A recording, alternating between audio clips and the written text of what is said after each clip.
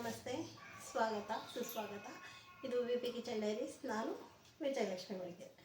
ನಾನಿವತ್ತು ಹುರುಳಿಕಾಳು ಮಾಡೋದು ಹೇಗೆ ಅಂತ ತೋರಿಸ್ತಾ ಇದ್ದೀನಿ. ರಾಗಿ ಮಾಲ್ಟ್ ಅಂತೂ ನಾನೊಂದ್ಸತಿ ಹಾಕಿದೆ ಕೂಡ, ಪ್ರೋಟೀನ್ ಪೌಡ್ರು ಅದೆಲ್ಲ. ಮತ್ತು ಇವತ್ತು ಡಿಫ್ರೆಂಟಾಗಿ ಹುರುಳಿ ಮಾಲ್ಟ್ ಅಂತ ಹಳ್ಳಿ ಸೈಡ್ ಮಾಡ್ತಾರೆ. ಹುರುಳಿ ಮಾಲ್ಟ್ ಅಂತ ಅದು ಹುಳಿ ಸಂಗಟಿ ಅಂತ ಹೇಳ್ತಾರೆ.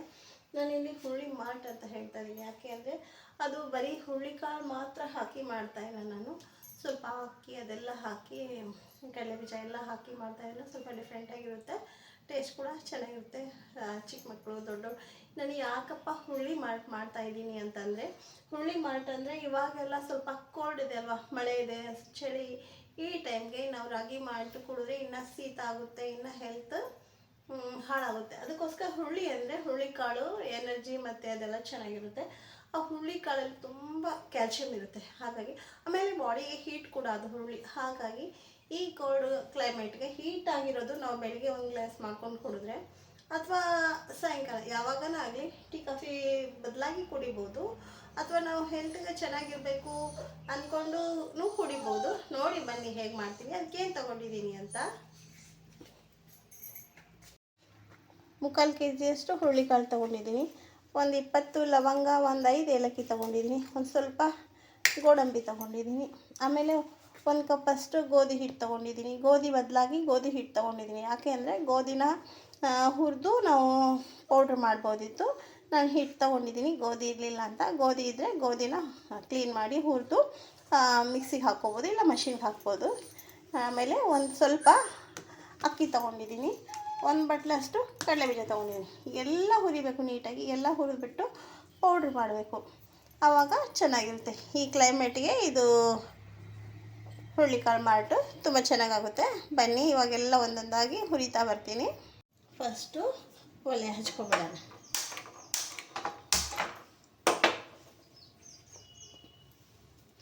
ಹುರುಳಿಕಾಳನ್ನ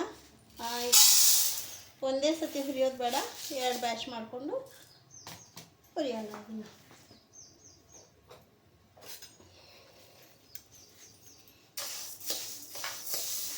ಸ್ವಲ್ಪ ನೀಟಾಗಿ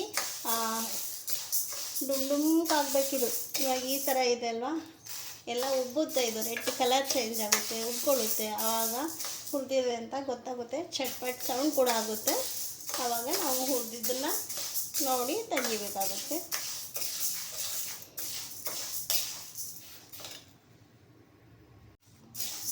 ಮತ್ತು ಇನ್ನೊಂದು ಬ್ಯಾಚ್ ಹಾಕ್ಕೊಂಡಿದ್ದೀನಿ, ಇದನ್ನು ಹುರಿದು ತೆಗಿತೀನಿ. ಫಸ್ಟು ಹುರಿದಿಸಿಯಪ್ಪ.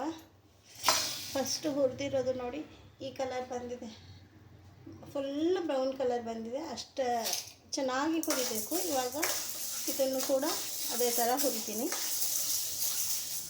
ಇದು ಚೆನ್ನಾಗಿ ಕಲರ್ ಚೇಂಜ್ ಆಗಬೇಕು, ಸ್ಮೆಲ್ ಕೂಡ ಚೇಂಜ್ ಬರುತ್ತೆ, ಗಮ್ ಅನ್ನುತ್ತೆ. ಹಾಗಾಗಿ ಗಮ್ ಅನ್ನೋ ಥರ ಹುರಿಬೇಕಾಗುತ್ತೆ. ಇದನ್ನು ಕೂಡ ಇವಾಗ ನೋಡಿ ಇದು ಕೂಡ ರೆಡಿ ಆಯಿತು. ನೋಡಿ ತೋರಿಸ್ತಾ ಇದ್ದೀನಿ, ಇದು ಕೂಡ ರೆಡಿ ಆಯಿತು. ಇದನ್ನು ತೆಗೆದುಬಿಟ್ಟು ಮತ್ತೆ ಬೆಲ್ಲ ಹಾಕೋಣ. ಕಡಲೆಬೀಜ ಹಾಕೋತೀನಿ.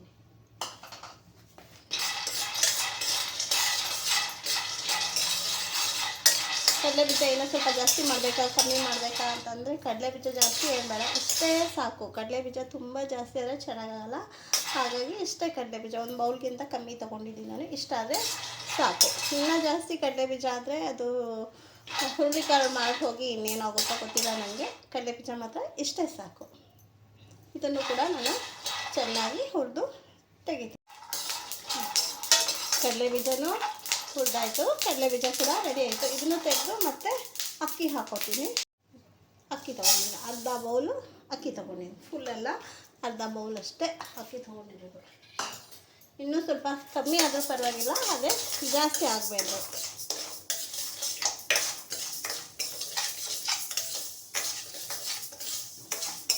ಇದನ್ನು ಕೂಡ ಚೆನ್ನಾಗಿ ಹುರಿದು ತೆಗಿತೀನಿ. ಅಕ್ಕಿ ಕೂಡ ರೆಡಿ ಆಯಿತು ನೋಡಿ. ಅಕ್ಕಿ ಕೂಡ ಚೆನ್ನಾಗಿ ಹುರಿದಾಯಿತು. ಇದ್ರದ್ದು ಕೂಡ ಕಲರ್ ಚೇಂಜ್ ಆಯಿತು, ಚೆನ್ನಾಗಿ ಹುರಿದಿದೆ. ಈ ಅಕ್ಕಿನೂ ತೆಗೆದು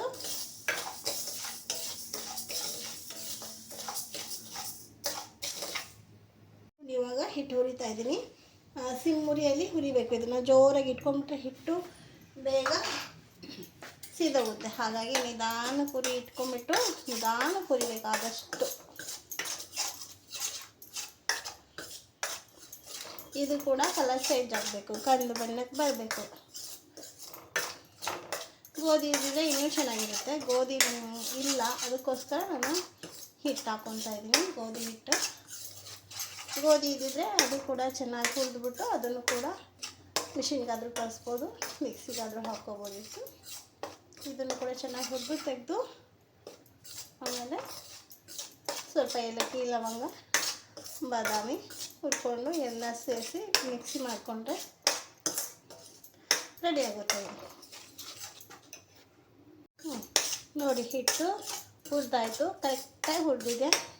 ಹಿಟ್ಟು ಕೂಡ ಬ್ರೌನ್ ಕಲರಾಗಿ ಬಂದಿದೆ, ಚೆನ್ನಾಗಿ ನೀಟಾಗಿ ಹಿಟ್ಟು ಹುರಿದಿದೆ. ನಿಧಾನಕ್ಕೆ ಸಿಮ್ಮುರಿಯಲ್ಲಿ ಜಾಸ್ತಿ ಹೊತ್ತು ನೀಟಾಗಿ ಹುರ್ಕೋಬೇಕು.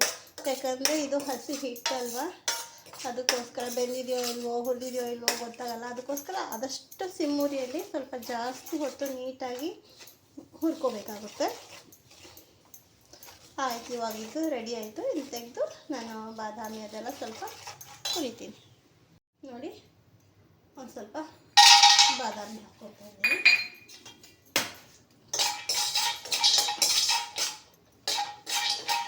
ಇದು ಸ್ವಲ್ಪ ಹುರಿದ್ಮೇಲೆ ನಾವು ಏಲಕ್ಕಿ, ಲವಂಗ ಹಾಕೊಳ್ಳೋಣ.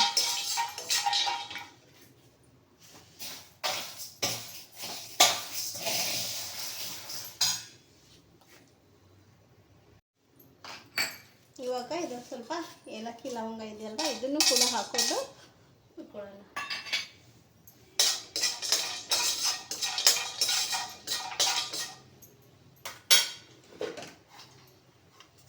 ಮತ್ತು ಇದು ಕಡಲೆ ಬೀಜ ಇದೆಲ್ಲ, ಇದ್ರದ್ದು ಸಿಪ್ಪೆ ಎಲ್ಲ ತೆಗೆದು ಕ್ಲೀನಾಗಿ ಮಾಡಿ ಇದಕ್ಕೆ ಹಾಕೋದು ಮಿಕ್ಸಿಗೆ.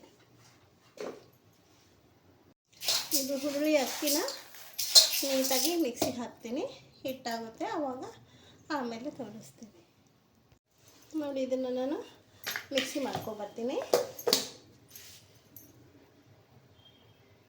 ನೋಡಿ, ಇವಾಗಿದೆ ಇಷ್ಟು ಹಿಟ್ಟಾಯಿತು. 1 kg ಜಾಸ್ತಿನೇ ಆಗಿರ್ಬೋದು. ಇದು ನಾನು ಅಳತೆ ಮಾಡಿಲ್ಲ. 1 kg ಆಯಿತು ಅನಿಸುತ್ತೆ. 1 kg ಇಲ್ಲ 1.5 kg ಆಗ್ಬೋದು. ಇನ್ನು ಸ್ವಲ್ಪ ಇದು ಕಡಲೆ ಬೀಜ, ಬಾದಾಮಿ, ಏಲಕ್ಕಿ, ಲವಂಗ ಎಲ್ಲ ಇದೆಯಲ್ಲ, ಇದನ್ನು ಬೇರೆ ಸಪ್ರೇಟಾಗಿ ಮಿಕ್ಸಿ ಮಾಡಿ, ಇದನ್ನು ನಾನು ಹುರುಳಿಕಾಳು ಅದೆಲ್ಲ ಚೆನ್ನಾಗಿ ಹುರಿದು ಮಿಕ್ಸಿ ಮಾಡಿ ಜಲ್ದಿ ಮಾಡಿ ಹಿಟ್ಟು ತೆಗ್ದಿರೋದು. ಇದನ್ನು ನಾನು ಜಲ್ದಿ ಮಾಡಲ್ಲ. ಸ್ವಲ್ಪ ತರಿಯಾಗಿದ್ದರೂ ಸರಿ, ಹೇಗಿದ್ದರೂ ಸರಿ, ಆದಷ್ಟು ನುಣ್ಣಗೆ ಮಿಕ್ಸಿಗೆ ಹಾಕ್ತೀನಿ. ಸ್ವಲ್ಪ ತರಿಯಾಗಿದ್ದರೂ ಏನೂ ತೊಂದರೆ ಇಲ್ಲ. ಇದನ್ನು ಸಪ್ರೇಟ್ ಮಿಕ್ಸಿ ಮಾಡಿ ಜಲ್ದಿ ಹಿಡಿದೇನೆ ಇದಕ್ಕೆ ಹಾಕ್ತೀನಿ. ನೋಡಿ, ಈ ಥರ ಇಷ್ಟು ತರಿಯಾಗಿ ಬಂದಿದೆ. ಇದು ಏನೂ ತೊಂದರೆ ಇಲ್ಲ. ಯಾಕೆ ಅಂದರೆ ಎಲ್ಲ ಹುರಿದು ಇದನ್ನು ರೆಡಿ ಮಾಡಿ ಇಟ್ಕೊಂಡಿರೋದಲ್ವ, ಇದಕ್ಕೆ ಎಲ್ಲನೂ ಹಾಕ್ಕೊಡೋಣ.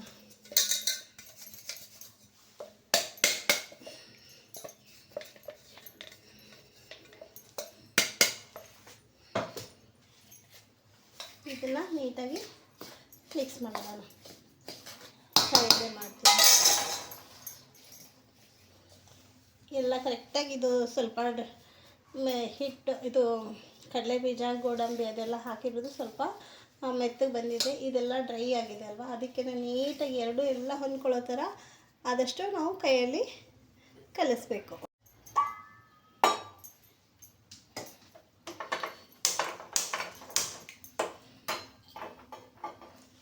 ಇದನ್ನು ಹುರುಳಿ ಮಾಡೋದಕ್ಕೆ ಸ್ವಲ್ಪ 1 ಗ್ಲಾಸಷ್ಟು ನೀರು ಹಾಕ್ಕೊಂಡಿದ್ದೀನಿ.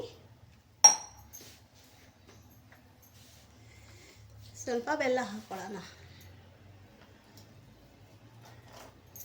ಸಕ್ಕರೆನೂ ಹಾಕ್ಕೋಬೋದು, ಆದರೆ ಬೆಲ್ಲ ಹಾಕಿದ್ರೆ ಚೆನ್ನಾಗಾಗುತ್ತೆ. ಇದು ಎಲ್ಲ ಚೆನ್ನಾಗಿ ನೀರು ಮಳ್ಳಬೇಕು. ಅಷ್ಟೊತ್ತಿಗೆ ನಾನು ನಿಮ್ಮ ಹತ್ರ ಒಂದು ಜೋಕ್ ಹೇಳ್ತೀನಿ.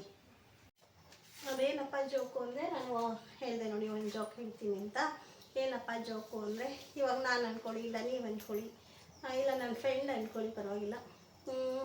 ಮಗಳನ್ನ ಬಾಂಬೆಗೆ ಕೊಟ್ಟಿರ್ತಾರೆ, ಮದುವೆ ಮಾಡಿಕೊಟ್ಟಿರ್ತಾರೆ. ಫಸ್ಟ್ ಟೈಮ್ ಮಗಳ ಮನೆಗೆ ಹೋಗ್ತಾ ಇರ್ತಾರೆ. ಸುಮ್ಮನೆ ಹೋಗೋಕ್ಕಾಗುತ್ತಾ? ಏನಾದರೂ ಮಾಡಿಕೊಂಡು ತಿಂಡಿ ತೊಗೊಂಡು ಹೋಗ್ತೀವಲ್ವ, ಸುಮ್ಮನೆ ಹೇಗೆ ಹೋಗೋಕ್ಕಾಗುತ್ತೆ? ಹಾಗೆ ಹೋಗ್ತಾರೆ. ಹೋಗಿದ ತಕ್ಷಣ ಅಮ್ಮ ಬಂದ್ರಲ್ವ, ಸ್ವಲ್ಪ ಟೀ ಕಾಫಿ ಕೊಟ್ಟು ಎಲ್ಲ ಮಾಡಿ, ಮಮ್ಮಿ ನೀನು ಸ್ವಲ್ಪ ಪಾಟಿ ಮಾಡ್ಕೊಂಡು ಬಾ, ನಾನು ಅಷ್ಟೊತ್ತಿಗೆ ಸ್ನಾನಕ್ಕೆ ನೀರಿಟ್ಟು ನಿನಗೆಲ್ಲ ನಾಷ್ಟ ಅದೆಲ್ಲ ರೆಡಿ ಮಾಡ್ತೀನಿ ಅಂತ ಹೇಳ್ತಾರೆ. ಅವ್ರ ಅತ್ತೆ ಅವರೆಲ್ಲ ಕೂತಿರ್ತಾರೆ, ನೀವು ಚೆನ್ನಾಗಿದ್ದೀರಾ, ನಾವು ಚೆನ್ನಾಗಿದ್ದೀರಾ, ಇದೆಲ್ಲ ಆಗುತ್ತೆ. ಅಷ್ಟೊತ್ತಿಗೆ ಮಗಳು ಹಾಗೆ ಹೇಳ್ತಾಳೆ. ಅಮ್ಮಂಗೆ ಆಯ್ತಪ್ಪ ಸರಿ ಅಂತ ಆಚೆ ಹೋಗ್ಬಿಟ್ಟು ಆ ಕಡೆಯಿಂದ ಈ ಕಡೆ, ಈ ಕಡೆಯಿಂದ ಆ ಕಡೆ ತರಾಡ್ತಾ ಇರ್ತಾರೆ.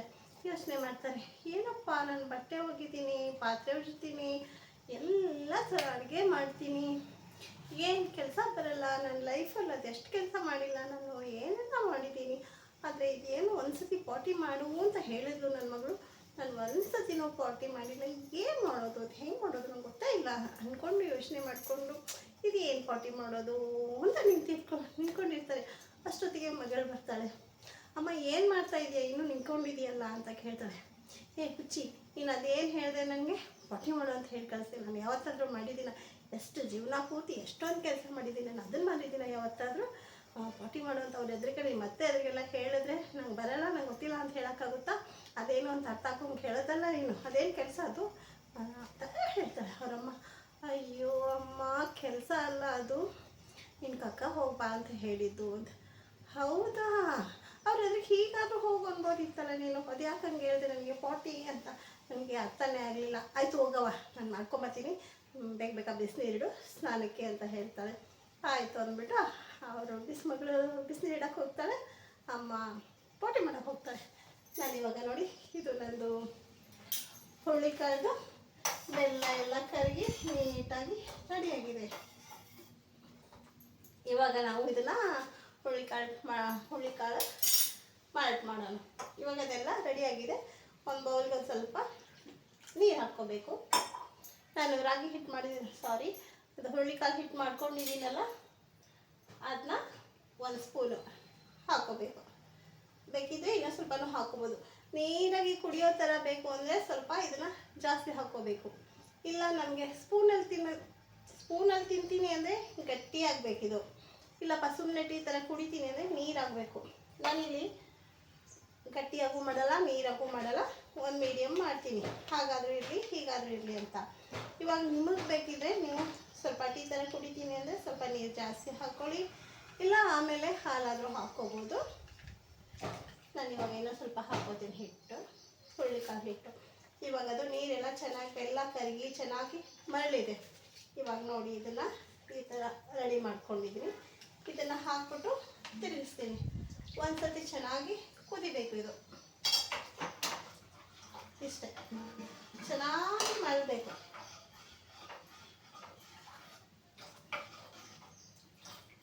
ಚೆನ್ನಾಗಿ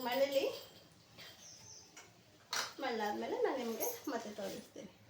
ಇಷ್ಟು ಗಟ್ಟಿಯಾಗಿದೆ ನೋಡಿ. ಇವಾಗಿದು ರೆಡಿ ಆಯ್ತು. ಇವಾಗಿದ್ದು ಒಂದು ಬೌಲ್ಗೆ ಹಾಕ್ಕೊಳ್ಳೋಣ. ಒಂದು ಬೌಲ್ಗೆ ಹಾಕ್ಕೋತಾ ಇದ್ದೀನಿ. ಗಟ್ಟಿನೂ ಇಲ್ಲ, ನೀರಂಗೂ ಇಲ್ಲ, ಚೆನ್ನಾಗಿ ಬಂದಿದೆ. ಇನ್ನೂ ಸ್ವಲ್ಪ ನೀರಾದರೂ ಮಾಡ್ಕೋಬೋದು, ಇಲ್ಲ ಇನ್ನೂ ಸ್ವಲ್ಪ ಗಟ್ಟಿಯಾದರೂ ಮಾಡ್ಕೋಬೋದು. ಆದರೆ ಮರಿದೇನೆ ಒಂದು ಸ್ಪೂನ್ ತುಪ್ಪ ಹಾಕ್ಕೋಬೇಕು. ಒಂದು ಸ್ಪೂನ್ ತುಪ್ಪ ಹಾಕ್ಕೊಂಡು ಸ್ವಲ್ಪ ಹಾಲು ಹಾಕ್ಕೊಂಡು ಈಗ ಸ್ವಲ್ಪ ತಿರುಗಿಸಿ. ಎಷ್ಟು ಚೆನ್ನಾಗಿ ಬಂದಿದೆ ಅಲ್ವಾ? ಇಷ್ಟೊತ್ತರೆಗೂ ಸಹನೆ, ತಾಳ್ಮೆ, ಪ್ರೀತಿಯಿಂದ ನೋಡಿರೋದಕ್ಕೆ ನಿಮಗೆಲ್ಲ ಧನ್ಯವಾದ. ಈ ಚಳಿ ಮಳೆಗೆ ಬರ್ತಾ ಇರೋದಕ್ಕೂ ಇದಕ್ಕೂ ತುಂಬ ಚೆನ್ನಾಗಿರುತ್ತೆ. ಆಮೇಲೆ ಶೀತ ಆದರೂ ಕೂಡ ಇದನ್ನು ಹಳ್ಳಿ ಸೈಡು ಹುಳಿ ಸಂಗಟಿ ಮಾಡ್ಕೊಂಡು ಕುಡೀರಿ ಅಂತ ಹೇಳ್ತಾರೆ. ಅಷ್ಟು ಚೆನ್ನಾಗಿ ಆರೋಗ್ಯಪೂರ್ಣವಾಗಿದೆ. ಮರೀದೇ ಮಾಡ್ಕೊಂಡು ಕುಡೀರಿ. ಹೇಗೆ ಬಂತು ಅಂತ ಕಮೆಂಟ್ ಮಾಡಿ ಮತ್ತು ಲೈಕ್ ಮಾಡಿ, ಶೇರ್ ಮಾಡಿ, ಮರೀದೆ ಸಬ್ಸ್ಕ್ರೈಬ್ ಮಾಡಿ. ಶೀತ ನೆಗಡಿ ಆಗಿರೋರು ಇದಕ್ಕೆ ಏನೋ ಹಾಲು ತುಪ್ಪ ಹಾಕ್ಕೊಳ್ಳೋದು ಬೇಡ, ಸುಮ್ಮನೆ ಕುಡಿಬೇಕು. ಅದು ಗಂಜಿ ಥರ ಮಾಡ್ಕೊಂಡು ಕುಡೀರಿ. ಹಾಲು ತುಪ್ಪ ಹಾಕ್ಕೊಂಡ್ರೆ ಈ ಥರ ಆಗುತ್ತೆ. ಹಾಲು ತುಪ್ಪ ಹಾಕ್ತಾಯಿದ್ರೆ ಅದು ಶೀತ ನೆಗಡಿ ಆದಷ್ಟು ಬೇಗ ಕಮ್ಮಿ ಆಗುತ್ತೆ. ಅದಕ್ಕೋಸ್ಕರ ಇದನ್ನು ಮಾಡಬೇಕಾದ್ರೆ ಸ್ವಲ್ಪ ಹುಷಾರಿಲ್ಲದೆ ಇರೋರು ಈ ಥರ ಮಾಡ್ಕೊಂಡು ಕುಡೀರಿ, ಬೇಗ ಹುಷಾರಾಗುತ್ತೆ ಅಂತ ಹೇಳೋಕ್ಕೆ ಇಷ್ಟಪಡ್ತೀನಿ. ನಮಸ್ತೆ, ಧನ್ಯವಾದ.